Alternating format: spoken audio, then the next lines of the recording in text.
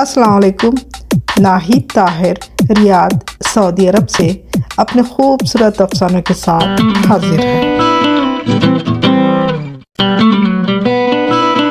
Saudi अरब में तकरीबन 22 साल से ज़्यादा अरसा बीत चुका है। यहाँ मैंने सहरा की रेत के ज़र्रों में कहानियाँ तलाश की और इसे दुनिया तक पहुँचाने की हद्दुल इम्कान कोशिश की है। मेरे कलम ने सऊदी अरब की यादें, बातें और हादसों को बहुत ही करीब से देखा और इसका एहसास किया है। यही एहसास अफसानों की शक्ल इख्तियार कर गया। आज एक और कहानी जो हादसे पर मबनी है आपके सामने पेश कर रही हूँ। गुड़िया परदेसी। रोज़ की तरह मम्मा ने गुड़िया को स्कूल जाने के लिए जगाया तो इसने कसलमंदी से करवट बदली और ज़िद करती हुई रोने लगी। मम्मा, आज स्कूल नहीं जाऊंगी, मुझे स्कूल नहीं जाना है। गुड़िया, अच्छे बच्चे ज़िद नहीं करते बेटी। मम्मा प्लीज़, मेरे पेट में दर्द है। इसने मम्मा का हाथ पकड़कर अपनी पेशानी पर रखा तो मम्मा के चेहरे पर बेख्तियार मुस्कान फैल गई। उन्होंने बड़े प्यार से गुड़िया के बालों को संवारा और माथा चूमती हुई बोली कि गुड़िया, पेट का दर्द सर में कैसा आ गया? गुड़िया रानी, स्कूल नहीं जाओगी तो फिर डॉक्टर कैसे बनोगी? आपको डॉक्टर भी तो बनना है ना। डॉक्टर बनना है मम्मा, लेकिन स्कूल नहीं जाना है। अब वो आवाज़ से रोने लगी। गुड़िया, ज़िद नहीं करते, मैंने आपके लिए नूडल्स बनाए हैं और साथ में फ्राइज़ भी। वो खुश हो गई लेकिन चेहरे से उदासी के बादल छट ना सके। थोड़ी सी खुशी, थोड़ा सा गम और ढेर सारी उदासी समेटकर गुड़िया ने किताबों की बैग अपनी पुश्त पर उठाई, गले में पानी की बोतल लटकाकर बोझल कदमों के साथ स्कूल बस में सवार हो गई। फिर इसने अपना हाथ फिज़ा में लहराकर मम्मी को अल्लाह हाफिज़ कहा। मम्मा ने देखा कि गुड़िया की आंखें अश्कनुमा मोतियों से लबरेज थीं। मेरी जान, आज मैं आपके लिए चॉकलेट केक बनाऊंगी। मम्मा के खूबसूरत वादे पर गुड़िया रोती हुई हंस दी। स्कूल बस सड़क पर फर्राटे भर रही थी। नींद ने गुड़िया की आंखों को बोझल कर दिया था। इसने गर्दन उठाकर पीछे की सीट का जायज़ा लिया। वो बिल्कुल खाली नज़र आई। कुछ सोचकर इसने अपना बैग उठाया, आखिरी सीट पर पहुंच गई। वो शायद यहाँ फैलकर सोना चाहती थी। फिर इसने सीट के किनारे अपना बैग रखा, पानी की बोतल को ठीक किया जो गले में झूल रही थी। इस तरह वो सीट पर लेट गई। नींद पलकों पर खड़ी थी। जैसे ही इसने आंखें मूंद ली, निंदिया रानी ने इसे अपनी बाहों में समेट लिया और ख्वाब शीरी की सैर पर निकल गई। वहाँ रंग बिरंगी टाफियों और फलों से आरास्ता दरख्त झूमते हुए नज़र आए। कई किस्म की मशरूबात और साथ ही दूध से लबरेज बहती हुई नदियाँ भी थीं, जिसके किनारे आइसक्रीम की खूबसूरत गाड़ियाँ खड़ी थीं। वो दौड़कर आइसक्रीम गाड़ियों के करीब पहुँची। आइसक्रीम जादुई अंदाज में लहराती हुई गाड़ी के डब्बों से बाहर निकलकर खुद ब खुद इसके हाथों तक पहुंच गई। इसने जी भरकर आइसक्रीम खाई, फिर स्कूल बैग और यूनिफॉर्म की जेब में ढेर सारी टॉफ़ियाँ भर ली। कुछ ही दूरी पर स्पाइडरमैन नज़र आया। वो दौड़कर इसकी टांगों से लिपट गई तो इसने झुककर बड़े प्यार से गुड़िया को अपनी बाहों में कैद करता हुआ बादलों की सैर पर निकल गया। बादल दूधिया रंगत के बहुत गहरे और निहायत खूबसूरत थे। ऊंची नीची पगडंडियों से गुजरते हुए वो लोग चंदा मामा के करीब पहुँचे जो आंखें मूंदे लेटा हुआ था। गुड़िया ने धीरे से चंदा मामा को छुआ तो इसने बड़ी ही मोहब्बत से पूर के बड़े खिलाए।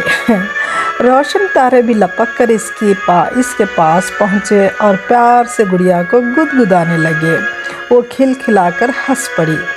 तारों ने अचानक इसे ज़ोर से हवा में उछाला तो वो बेख्तियार हंसती हुई खिलखिलाई। गुदगुदाहट से इसके पेट में दर्द हो रहा था। अचानक पता नहीं क्या हुआ कि वो लहराती हुई खला से ज़मीन की जानिब तेज़ी से गिरती चली गई। मम्मा! इसने दिलखराश चीख के साथ आंखें खोल दी। दूसरे ही पल सुकून भरा एहसास जागा कि वो एक ख्वाब था। करवट बदलने की कोशिश में सीट से नीचे गिर गई थी। वो धीरे से उठी। हाथ पर चोट लगी थी जिसकी वजह से दर्द हो रहा था। इसकी आंखों से आंसुओं की बारिश होने लगी। चोट के एहसास ने मम्मा की याद दिला दी थी। भीगी पलकों को छोटी छोटी उंगलियों से खुश्क करती हुई दूसरे साथियों पर नज़रें दौड़ाई। दूसरे ही पल कोमल दिल ज़ोर से धड़क उठा। बस में कोई मौजूद नहीं था। बस बिल्कुल खाली थी।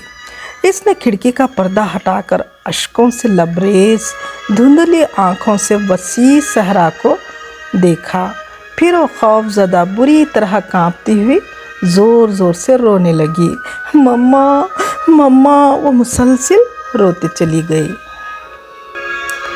मम्मा ने मुस्कुराते हुए प्यार से गुड़िया की तस्वीर को निहारा और कोई लोरी गुनगुनाती हुई बड़ी मोहब्बत से चॉकलेट केक की तैयारी करने लगी। जब केक तैयार हो गया तो उन्होंने बड़े ही खूबसूरत अंदाज में इसे सजाकर फ्रिज में महफूज कर दिया ताकि गुड़िया के घर पहुंचते ही इसका मनपसंद केक पेश कर सके।